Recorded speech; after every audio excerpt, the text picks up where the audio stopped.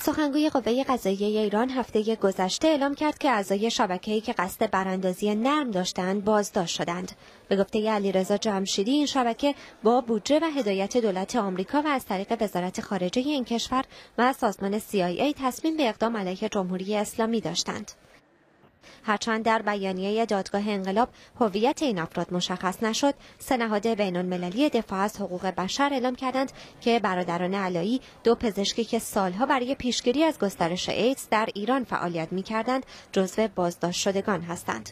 سازمان دیدبان حقوق بشر، پزشکان مدافع حقوق بشر و کمپین بین‌المللی حقوق بشر در ایران اعلام کردند که اتهام براندازی به برادران علایی به ناحق به آنها وارد شده، در حالی که آنها امکان کافی برای دفاع از خود نداشتند و در جریان محاکمه آیین دادرسی هم نقض شده است. بر اساس اطلاعیه دادگاه انقلاب اسلامی، متهمان اعتراف کردند که قصد داشتند با ایجاد فاصله بین مردم و دولت ایران، آمریکا را به عنوان منجی مردم ایران معرفی کنند.